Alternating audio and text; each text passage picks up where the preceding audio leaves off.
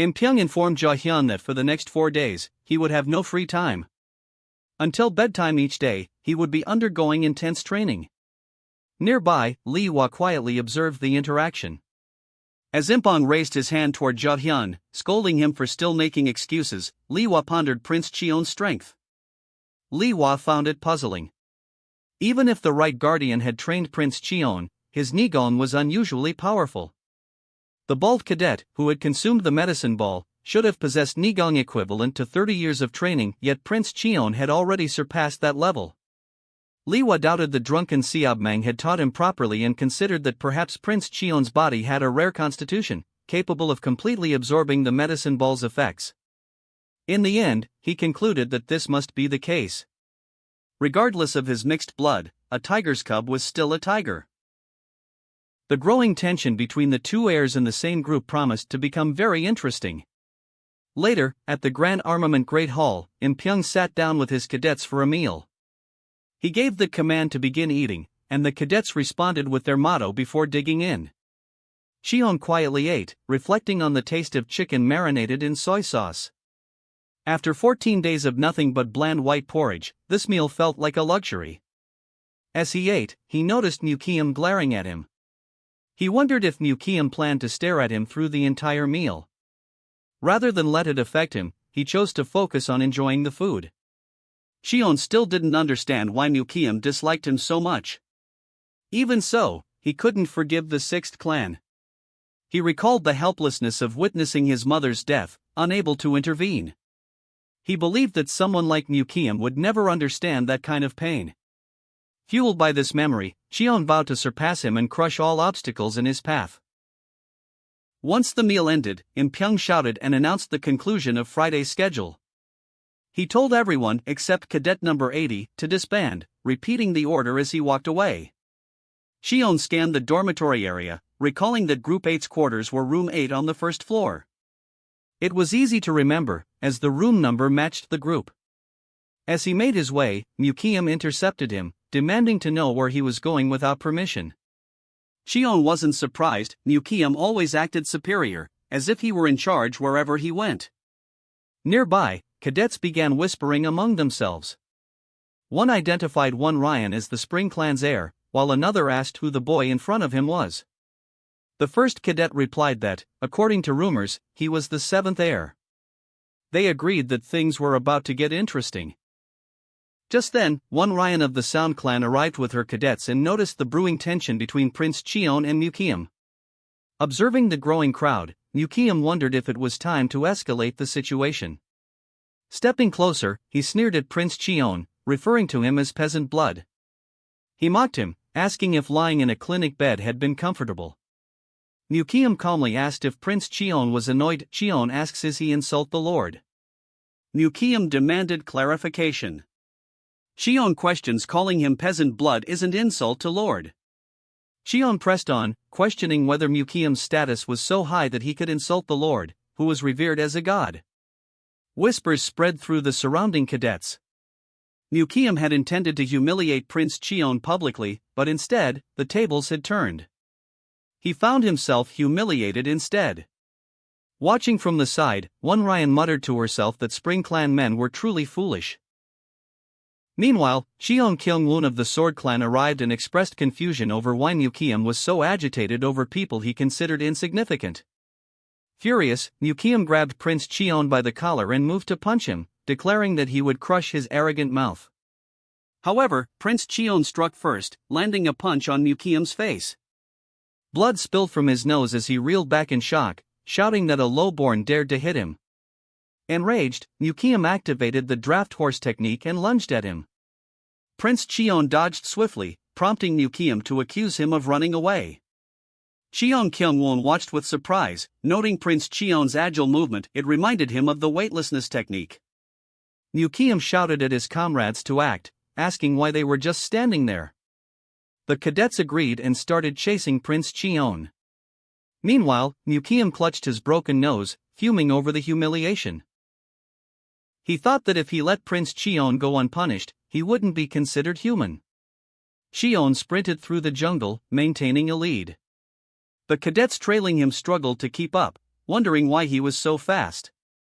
One cadet noticed something odd. Prince Cheon seemed to be running just fast enough to stay out of reach, as though he were playing with them. Annoyed, Mukiam scolded a fellow cadet for hesitating and took off on his own. He ran faster, determined to catch Prince Cheon, beat him, and crush every bone in his body. Eventually, Prince Cheon stopped and Mukiam asks Prince Cheon that is he done running. Prince Cheon dismissed the idea that he was running away. He said it was merely a joke. He then prepared to launch his counterattack, declaring that there was no reason for him to reveal his true abilities to others just yet. Prince Cheon suddenly attacked with immense force. Mukiam tried to defend himself, startled by the power his opponent displayed. He believed he had countered the strike using 7-star aerodynamics, but the sheer strength of the attack still pushed him back. As he struggled to regain his footing, he realized that Prince Cheon aerodynamics were quite strong. This left him wondering how someone like Prince Cheon had such martial skills. Thinking back, he recalled that Prince Cheon's weightless movement had been surprisingly fast, even though in the first test, he had shown no trace of Nigong. Cheon noted that Mukiam was beginning to lose composure, just as he had predicted, and resolved to keep pressing the momentum in his favor. More cadets soon arrived to assist Mukiam. In response, Cheon employed the grafting technique's second sub-expression, Night Border, to launch an aggressive attack. However, Mukiam swiftly dodged. Prince Cheon wonders how he avoided it. He then retaliated with a punch. Mukiam countered with Spring Clan's second sub-expression, Continuous Batting, but Prince Cheon blocked it. Still, he admitted to himself that he couldn't match Mukiam's Nigong. His opponent must have had a higher level of internal energy than most cadets even before entering the academy. After consuming the magic pill, it was now at an even more formidable level. Yet Prince Cheon was still managing to stand his ground. He realized that if he gave his opponent any time to react, the tables could quickly turn, so he had to press the offensive. He began demonstrating unorthodox martial movements, stunning the surrounding cadets. One cadet even shouted in disbelief, asking how Prince Cheon could possibly use such advanced techniques. As Prince Cheon moved in, Mukiam suddenly kicked him away. And thinks Prince Cheon is good with sub-expressions. But he has no idea how to respond to the enemy's attacks. Lying on the ground and covering his face, Cheon admitted to himself that he had been so focused on techniques, he hadn't anticipated the kick. Mukiam was surprised to realize that Prince Cheon was using some techniques that didn't really suit him, but they seemed improvised. With a short laugh, Mukiam concluded that it was just as he had expected. Prince Cheon was trying to imitate others without knowing his own limits. Still, Cheon acknowledged that he, too, had only learned techniques involving 2 sub-expressions, and lacked real combat experience. He had underestimated Mukiam, who would have thought sub-expressions could make such a difference. Meanwhile, Mukiam, breathing heavily, admitted he didn't know how Prince Cheon had learned martial arts at all. He activated Spring Clan's 5th sub-expression, Double Submission, and charged forward, declaring he would ask questions later. Caught off guard, Cheon questioned which sub-expression he should use to counter the attack. At that moment, the Nano Machine alerted him that danger had been detected from an external force. It responded by activating eye enhancements and initiating defense mode using the battle tutorial system. Mukiam struck again, but Prince Cheon swiftly sidestepped and landed a powerful punch, drawing blood. Both fighters were momentarily stunned. Cheon wondered what kind of technique he had just used. The Nano Machine responded that the system had deployed an optional built-in self-defense martial art boxing as part of the tutorial. Perplexed, Cheon asked for clarification.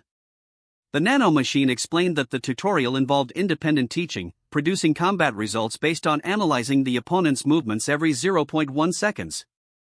Though Cheon didn't fully understand, the system confirmed the fighting style as boxing. He asked if he could use the grafting technique instead. The Nano Machine responded that analysis was already complete, and switching techniques was possible if he accepted. He accepted. Mukiam, watching the sudden change, accused Prince Cheon of learning pugilism and remarked that whatever hidden card he had wouldn't work again. The Nano Machine then announced that defense mode was switching from boxing to grafting technique. Now confident, Cheon could see exactly where his opponent's attacks would land. Mukiam attacked once more, but Prince Cheon again dodged with ease. As Mukium lunged, he was countered and thrown to the ground, bleeding. Lying there, Mukium's thoughts spiraled. He believed that if he gave it his all and performed well, his father might abandon that dirty woman and return to him. Suddenly, the scene flashed back to his childhood. His mother placed her hands on his head, telling him that he needed to win no matter what. He had agreed. She blamed everything on his inadequacies, saying it was all because he wasn't good enough. She claimed that if the other woman hadn't appeared, everything would have been fine. None of it was her fault, it was just that he couldn't do anything right. Then she began choking him, insisting it was because he made a mistake. Back in the present, Mukium stands and cursed the timing of that painful memory. He wonders, did he lose? Determined, he yelled that he would never lose to a lowborn like Prince Cheon. But Cheon caught him mid-charge, grabbed his head, and slammed him onto the floor. Mukium tried to speak, "It's because of a peasant like you," but Cheon cut him off coldly. He told him that he had brought all of this upon himself.